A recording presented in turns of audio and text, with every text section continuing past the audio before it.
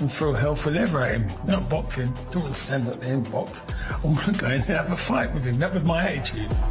Eubank, initially, most people hated him because of his attitude. It was like, who do you think you are? He walks around like an English country gentleman. He upset a lot of people. But they all bought a ticket to watch him coming, hoping he'd get beat. My father was the underdog, the great pretender at the time, the guy that people thought was a bit of a hype job. Over a period of time, they began to appreciate the enigma that was Christopher Livingston Eubank. We just clashed. We were just so different, me and Chris. Nigel Benn did have a lot of hatred for my father, and it showed. My dad couldn't stand senior. Still has to have a lot of patience with him to this day, so I completely get it. Nigel Benn was so destructive, and that's what he brought to the ring, a very different kind of style to Chris Eubank, and that was one of the most important components of this whole rivalry. You don't get more of a beef in boxing than you had with my father and Nigel Benn.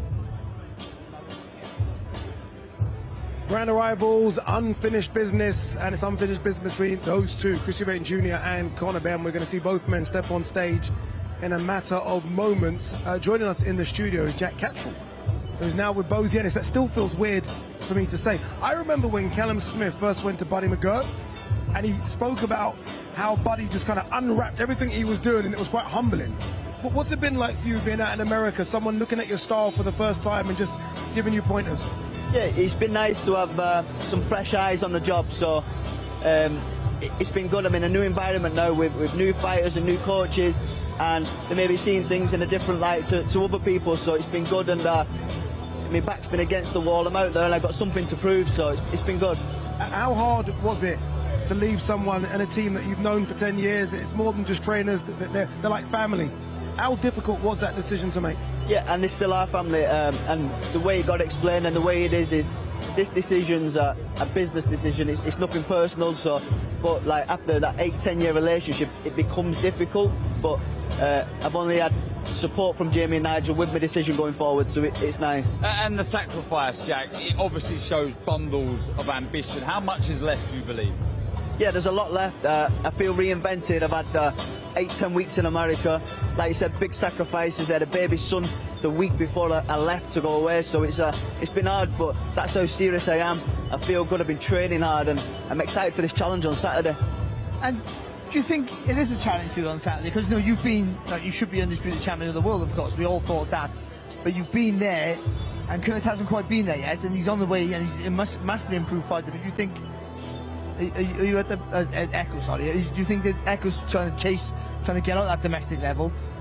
Is your mind on it that you're thinking you're much better than him, or do you think it's still a test that you're going to... No, I've got the challenger mindset. I know Echo's a threat. He's a serious fighter, and people have been telling me, oh, he's just going to come forward in straight lines, and that he does stuff that maybe the general public don't see. He's a slick fighter. Yeah. I've got my work out Saturday, but I'm serious about it. I'm ready for it. Does the goal remain? Is it still to become a world champion? 100%. That is the goal, and I know without looking past Saturday, a victory Saturday puts me one step closer to them world titles next year. This was Echo Usman versus Josh Taylor. You had Echo in for sparring, didn't you?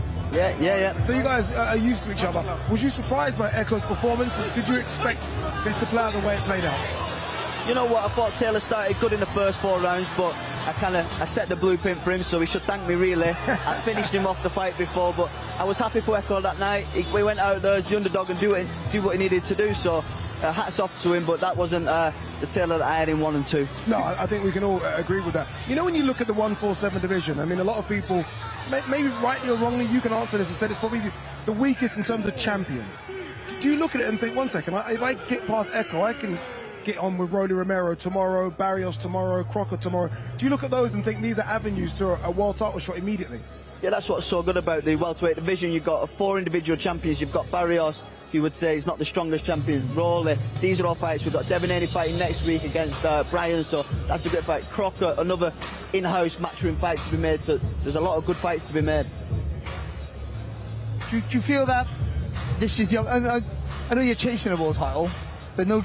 Have you put it to bed what happened? A long time ago, It's not easy to do, mind that. No, to think that I should have been this, and that baggage to stay with you.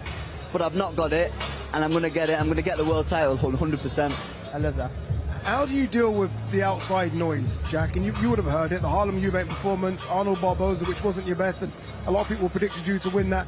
How do you shut that down and say, okay, no, I just need to concentrate on what I'm doing, and we'll get it done. We'll get it done correct, because you've got all the tools. Everyone knows that. We've always known that. How do you silence that kind of noise and the doubt? You know what, I don't think you can teach that. I surround myself with good people. I've got a good family. I've got a good network of people to speak to, and that's just noise to the side. I know what I've got to do. I'm quite confident in myself and the job that I'm doing, and there's one job here, and that's to beat Echo on Saturday night. Before I let you go, main event, Eubank versus Benn. You would have watched the first one, which was an incredible matchup, right? I mean, it was the fight of the year, wasn't it? How do you see it playing out again? You know what, this time around I think the fight, I mean, it's got to take us so much out of both fighters, but you would think that it's took more out of Chris, and I feel like Conor this time, we take the emotions out of it, and he's going to go in there, and I believe Conor's going to do it on Saturday. Oh, I like it. Everyone's going either ways, which shows it's a good fight. Jack, honestly, good luck in your fight against Echo Osman. Obviously, it's not just Jack that's got a new trainer by his side. Chris Eubank Jr.'s got Bomac back as well. This is a little peek of Chris Eubank Jr. with Bomac. Come on, dig into that soul, Chris. Come on. Show the that you want this partner. Show the that you dig.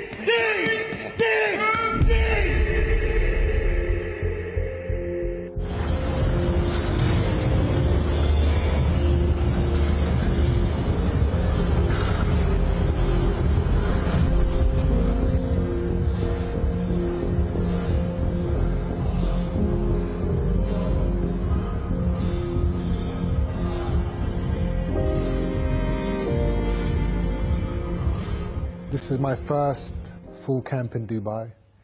I've actually, I've wanted to train out here more consistently for a long time. It's the perfect environment. The gyms are amazing, the nutrition, the food, the sun. As long as you don't get distracted with all the distractions of Dubai, I think it's an amazing place to kind of focus and hone your skills in the fight world. Beautiful. Work the roll. Work the roll.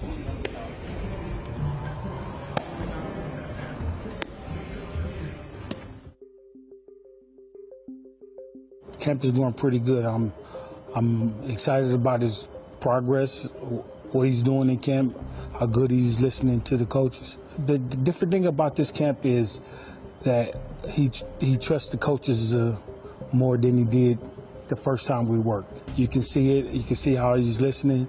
You can see the way he's working. So that's always gratifying to the coach. He said he's the best at 160, and he's going to show it. Then we're coming after those champions. So y'all better hide your belt. Because just not only Chris coming to get it, I'm coming to get it too.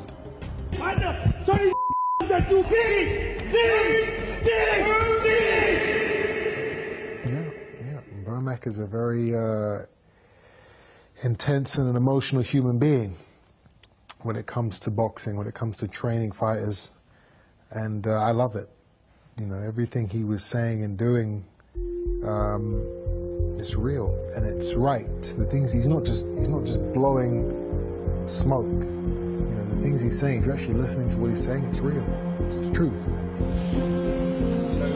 Get it! Get it! Come on, push yourself!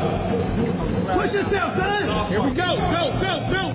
Come on, keep it up! Keep it up! 4, 3, 2, cover!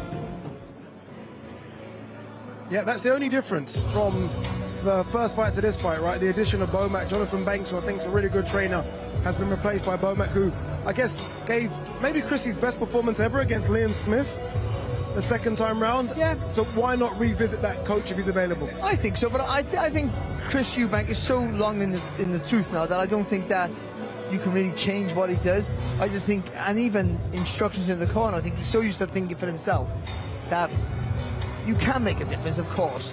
But I think once the fight happens, and I think all fighters, if you can't think for yourself, you can't win a championship. You can't be a good fighter. So, and because he's so used to doing that, I think once the fight comes, he'll do what he wants to do anyway. But it can hurt him, right? That's for sure. You've got a guy there who trains arguably the greatest fighter on the planet right now. So that involvement can only be a good positive thing for Chris. Is that almost Chris tipping his cap to Conor to say, I need to get Bomac in here? Like everything was right, and I now need to get Womack. Is that almost like Chris admitting to the world that Conor was actually good on fight night, and I need to go out there and get the best trainer I possibly can get? Well, he did say it, didn't he? He said he underestimated Conor. Maybe he thinks to himself, yeah, I do need to be at my best here. I think he responds well when he has a coach, a new coach, Chris Eubank. We see with Roy Jones, he got behind the jab, started using the jab, a shot I feel we've neglected a lot. Jonathan Banks added something, and Womack certainly, as you said there, and the Liam Smith.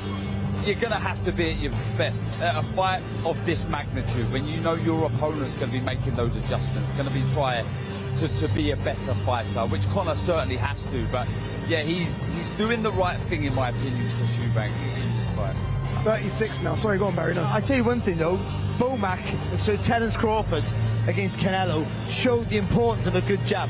How a good jab can win you the fight. That jab won him the fight that night. And I think, as Darren's already said, Chris's jab will be key on Saturday night if he gets it right. So maybe Womack with the jab might be all he needs. And it was, wasn't it? In that first fight, there were stages in a lot of the rounds when Chris Eubank Jr. got behind the jab. He was having his best success. He was setting everything else up. 36 now, Chris. Not too many hard fights, but the last one was most certainly a tough fight. George Groves springs to mind, Liam Smith as well. If he does come through on Saturday, and he is the favourite to come through on Saturday, does he still continue? Does he want to still continue, do you think? I think he will. I don't think winning a world title is on top of his list. So, if your motivation is your motivation, whatever that is. Obviously, you can't question his motivation for the war he had against Conor in the first fight. So he has aspirations still to want to fight and want to win money. That's his goal. I don't think he should carry on after this. I think because the hard fights take out you, but the training and making the weight is more, isn't that? And that's bigger on your body. You can't get that back. You cash in bits of your soul there that doesn't come back. So I think there's a point there where you start to get seriously hurt if you don't look after yourself. Not to add any more pressure to Chris, who brings pressure on himself.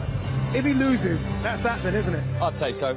Yeah, because he's been in some huge fights. He's made a lot of money, and would the appeal still be there? There's a rematch. Well, yeah, of course. There would be a third fight, sorry, but there after that... Chris Eubank Jr. is here.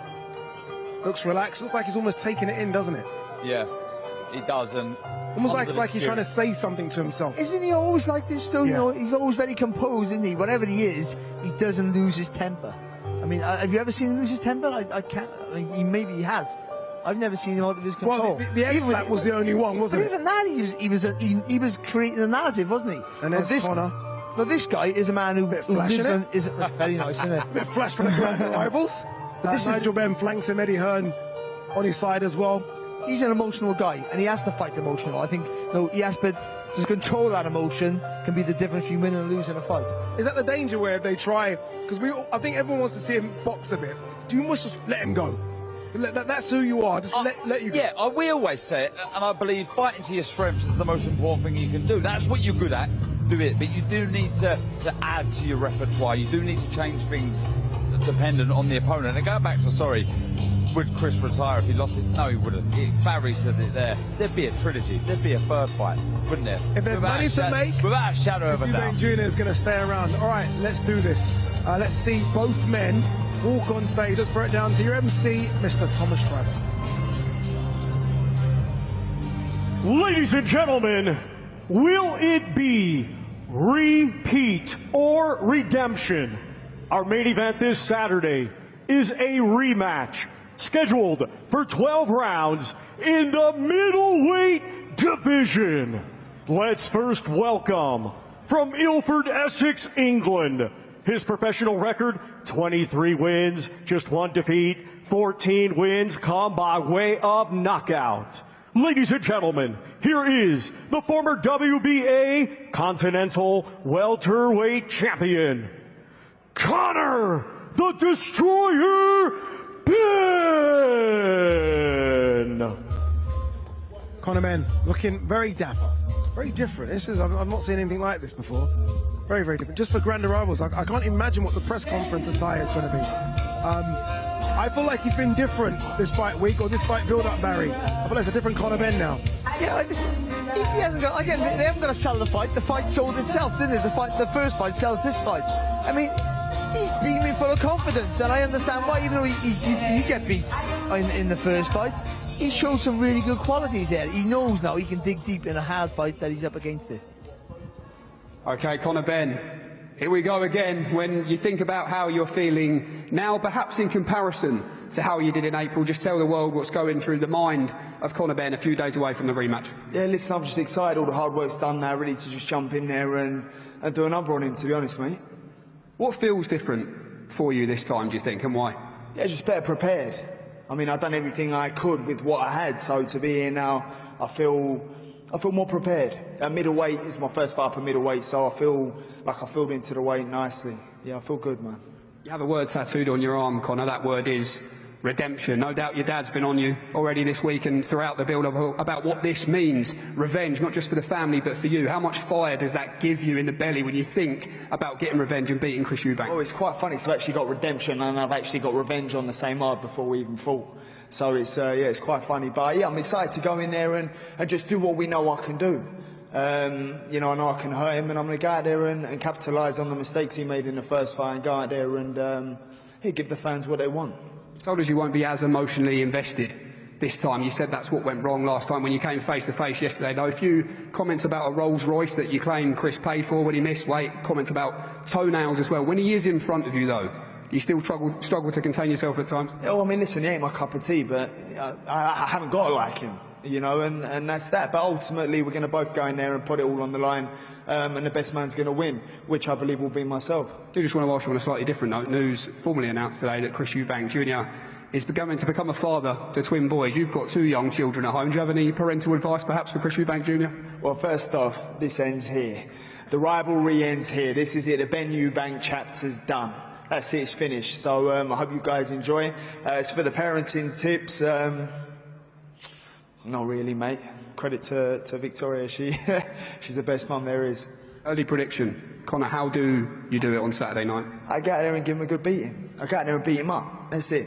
And you know, this time a little bit more calculated, still emotional. I fight with my heart on my sleeve. I'm an emotional fighter. If you followed me in my career, I'm an emotional guy anyway. So ultimately I will still be emotional, but it's down for me to keep it disciplined in there. Conor, we can't wait. Welcome to Fight Week. We're going to swap Conor Benn out for 2 very important figures behind the scenes. Firstly to you, promoter Eddie Hearn, and father, 2-weight world champion as well, the great Nigel Benn. Nigel, let me actually come to you first. What have you noticed in your son, perhaps different this time throughout the whole build-up in comparison? Well, completely different. The first fight, you know what he went through, getting called a drugs cheat, doing all this, went through a lot of stress, and now he's completely been exonerated, been cleared, everything. Now he's in the right frame of mind. Well, that's what I like about him, is his mindset is the key. Before, he was all over the place. He was throwing punches from South Africa, Germany, all over the place. This time you will see Conor at his best if he stick with his game plan. And you know what's actually nice? The whole team has just been relaxed because of him. No stress, no getting angry, just absolutely, I think, mate, what's gone on? The whole camp has been so peaceful. He knows what he's got to do. And the team is 100% confident in what he's going to do. And just final one as well, Nigel. Look, I don't want to remind you, I'm quite scared to remind you, but the Benns are still searching for that win over the Eubanks. What's been your message to him? But you know what, it's not even that. You know, I thank God for bringing Chris in my life and for bringing Chris Jr. in Conor. So, you know what, it's going to be a great night for Conor. I know that. But the difference is I'm just glad that, you know, that we've got a family just like us that just likes to fight. But I know we're going to be victorious on Saturday. Okay, fantastic stuff. The great Nigel Benn in the house. And let's just grab a quick word from promoter Eddie Hearn as well. Eddie, Fight Week finally here. Feels pretty special. What have you made of Conor's energy so far? I love what I see. Totally different this time. I mean, at this point last week, we were keeping him calm. You know, he was definitely nervous going into the fight. We probably underestimated the magnitude of the event. The event itself was so special. The fight was so special. And I think as a young fighter, what he would have learned from that night and how he would improve will come to light on Saturday night. I think we're going to get another tremendous spectacle. Both these guys are tremendously tough. Both these guys won't give an inch. Both these guys are desperate to win. And that's why you're going to get another classic on Saturday night. But what I see from Conor Benn this time is a mature fighter, someone who's had that experience now. The body looks completely different up at 160. and that was the first tough fight he's been in, and he wants more, and he's got so much more in the tank. This tank's nowhere near empty. The trenches have only just been visited for the first time. He wants more trenches, he wants more pain, he wants more volatility, and he's ready to do whatever it takes to win on Saturday night. And you've got two warriors in there ready to put it on the line. You're going to see another classic fight. Okay, great stuff, Eddie. Well, that is one half, of course, of your main event from Team Benn. Team Eubank will be heard from next, but first, back to Thomas Triber. And now let's welcome, from Brighton, England, his professional record, 35 wins, 3 defeats, 25 of his 35 wins come by way of knockout. Ladies and gentlemen, here is the former IBO world champion, Chris Eubank Jr.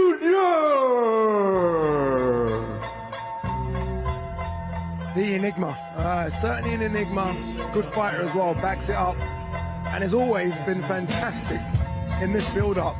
And I feel like the mistakes he made last time, particularly the weight cut, I think he's going to get spot on this time. He can't get it wrong twice. Yeah, it's going to be difficult for him. It is for most fighters, but I think it's not making it. It's how you make the weights. I think no. I think he would have got it right.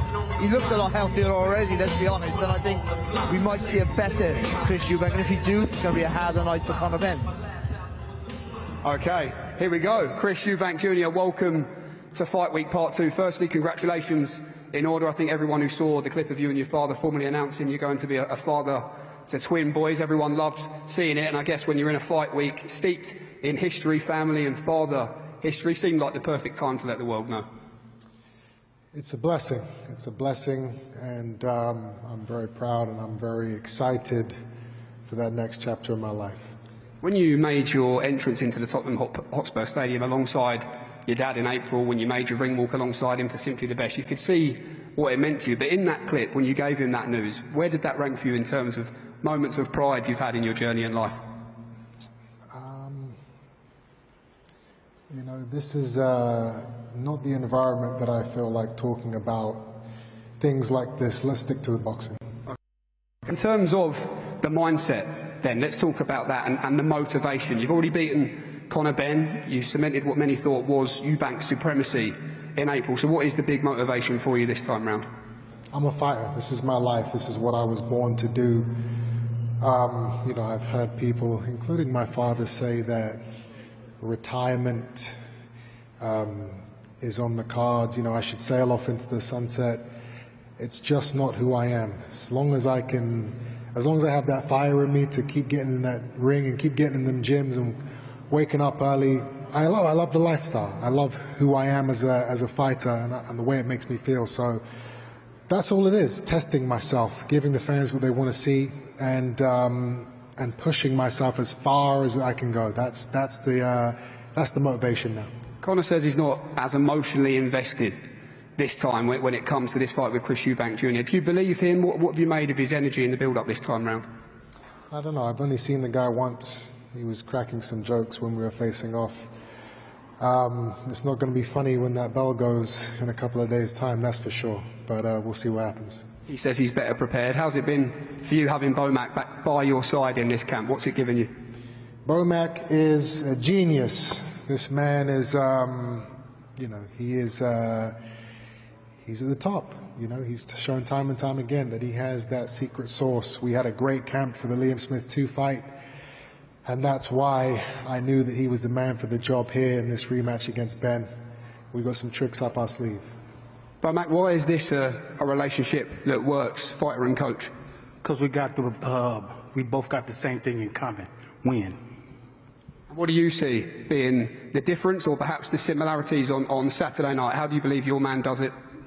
We going out there just to get the win. You know, if the knockout's there, he in shape to get it. But right now, we just worry about the win and nothing else about it. Great stuff. Final one to you, Chris. I asked Conor the same question. You'll be asked this question a lot in fight week. But how do you see yourself beating Conor Benn on Saturday night when you do see the fight in your mind? By any way, by any form, by any means necessary within the rules of boxing. Whether it's a first-round knockout or a 12-round war, Chris Eubank Jr. will defeat Conor Benn once again. Fantastic. Chris, wish you the very best of luck on Saturday night. Thanks to you, Eubank, as well. Work time, y'all. Work time. Work time. I love it. Guys, back to you. Work time. Chris looks like he is cutting weight. I can always feel like everything just slows down a little bit with him, but he also looks like he's ready for business.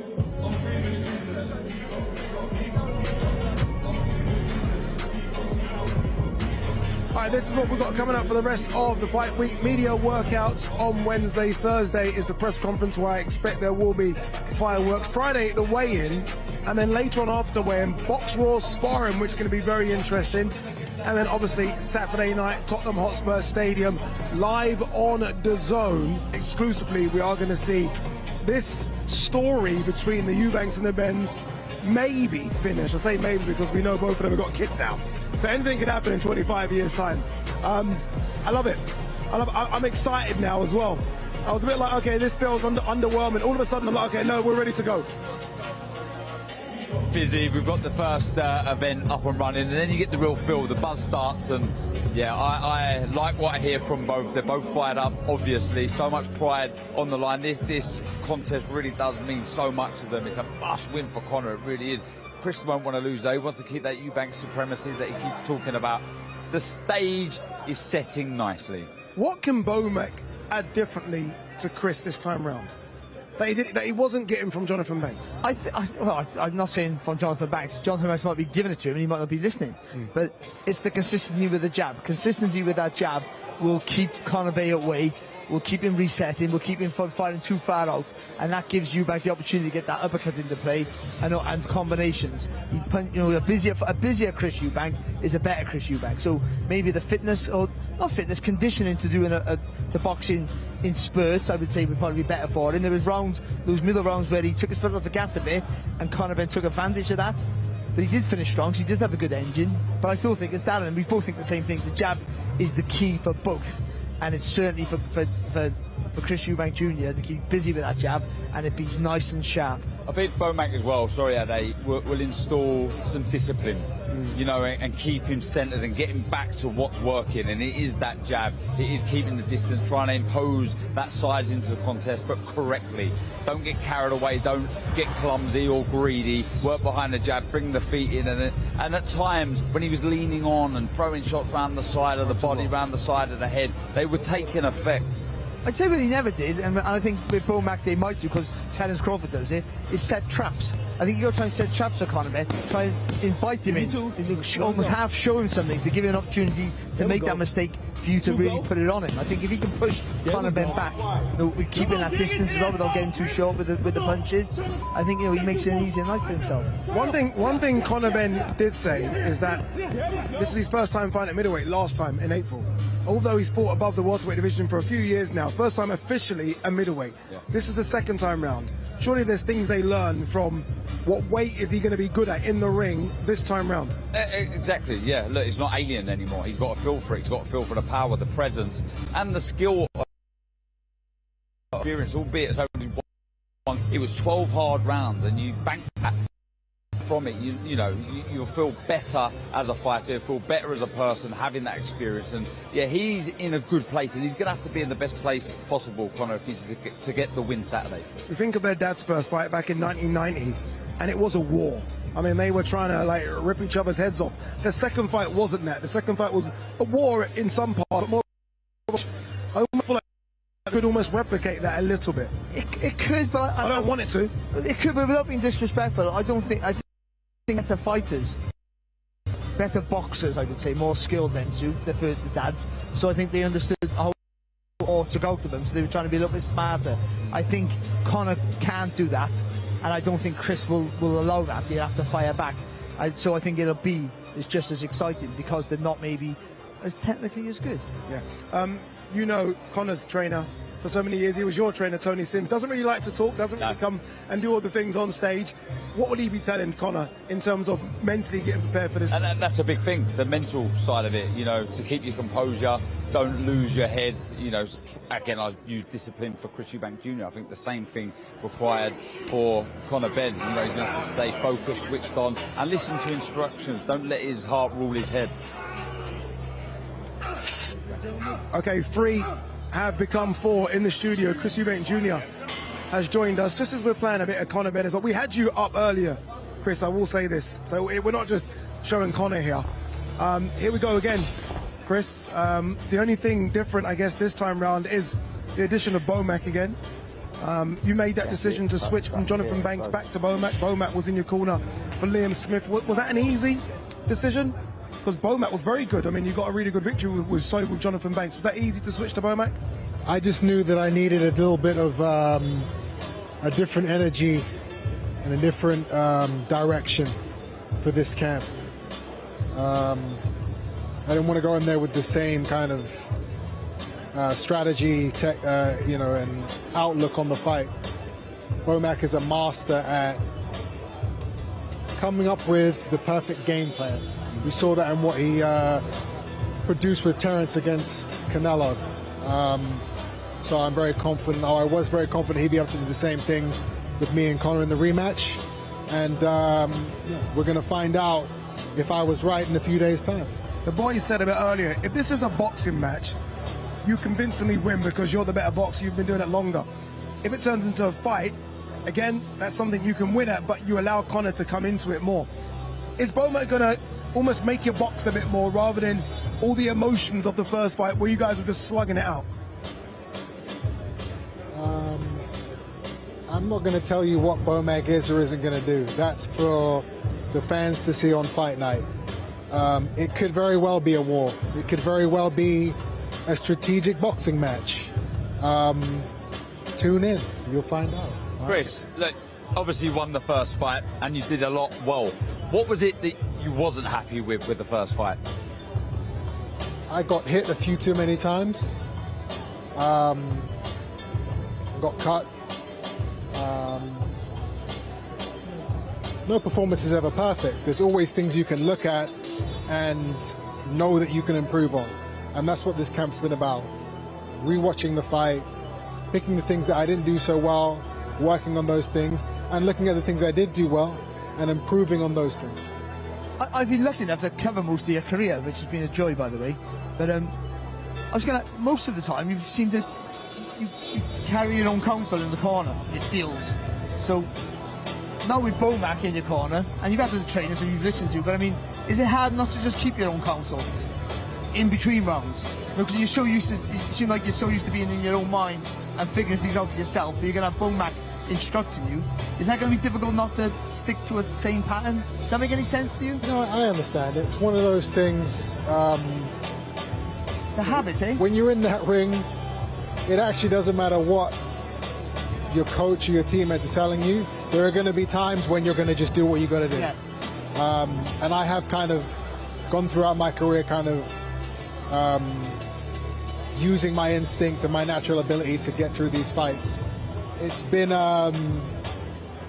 it's been a task. It's been something I've had to work at, to listen to other people and implement what they're saying instead of what I just feel like doing. It's tough. It's not easy.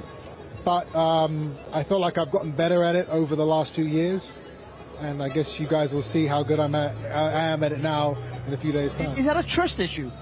That you don't maybe? Is that, no, I don't mean disrespectfully. Just that you just don't believe people enough, and you just think I know right. It's not about trust. I mean, obviously, when you're working with certain trainers or certain people, you have an outlook on who they are and their knowledge as a coach.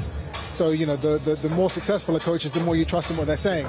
But it's not really about trust. It's about the fact that I've gone at it alone for so many years. It's like, do I want to give that power over to someone else? It's very hard to do that. Well, you've got one of the best trainers in the business to let him handle it for you. You've done that ring walk so many times to big fights, big arenas, stadium fights. Does it become the norm, or do you still get the goosebumps when you're making that walk, as you are going to do on Saturday? There's goosebumps, there's emotion, there's everything that comes with what you would imagine walking through thousands and thousands of people. But I am able to block all of that out. I'm able to mask it. I'm able to not show anybody what I'm feeling. I ball up inside and I unleash it on whoever's in that ring in front of me. That you do. The build-up to this one's been completely different from the first one. The first one I felt was alarming at times. The energy from both of you, I was like, oh, this could go off at any time. There was security everywhere. This one's been a bit different. Conor's almost seemed to become friendly with you. I watched the face-off, almost like he was trying to make jokes with you. Have you noticed a different Conor Benn this time around as opposed to the first time? I don't think he was making jokes. He was trying to annoy me a little. He was referencing the 5, hoping that my skin a little bit. That doesn't work. But yeah, the build-up has been different. It's a different energy this time around for sure because we've already fought. I've already won. So that jostling for, you know, I'm man, I'm gonna assert my dominance, that's already kind of been and gone. We now have that respect for each other. Okay, we did the 12 rounds. We had that amazing fight. There is a respect there now. And that stops eggs being smashed on people and certain things being said before the fight. But once that bell goes, all that respect is going to go out the window.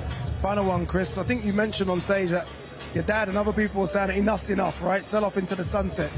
When you look at the pound-for-pound list, and Usyk's going to be 39, Crawford 38, Bivol 35, Beterbiev 40. Do you feel like now at 36 you're still in the best shape you can be in to continue and have more and more and more fights for the coming foreseeable future?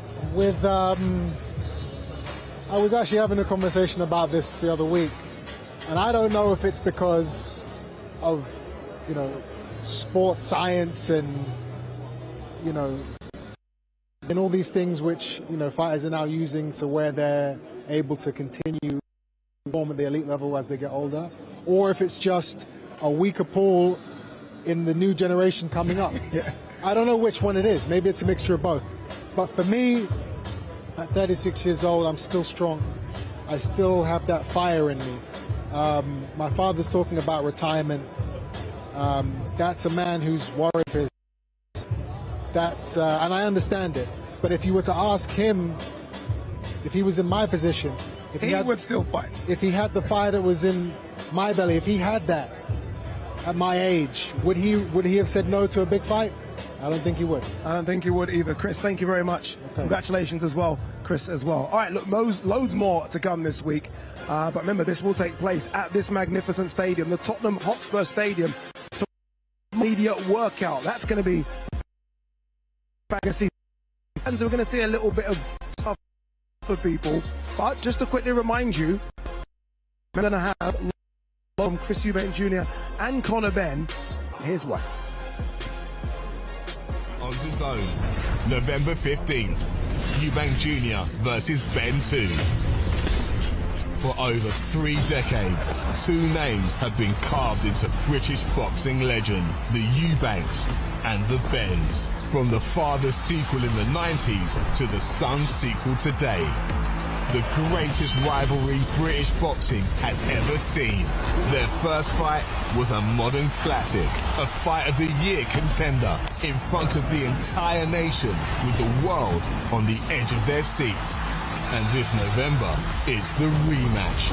Chris Eubank Jr. looks to close the case once and for all, while Conor Benn looks for his revenge. The greatest families in boxing go to war once again on DAZN. Eubank Jr. versus Benn 2, November 15th. Watch only on DAZN.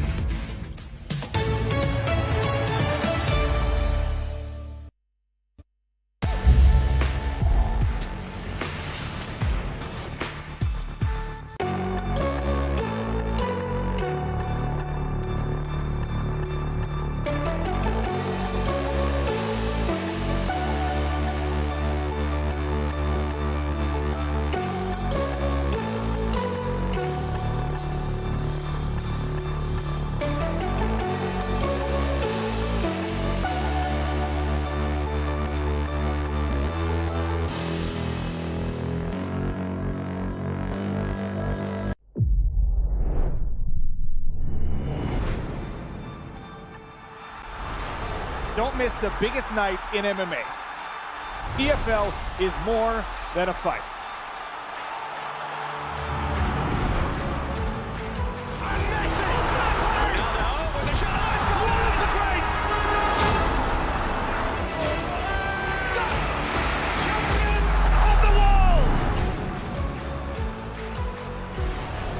It's all to play for, which is so exciting. These teams have to come in here and give it their all.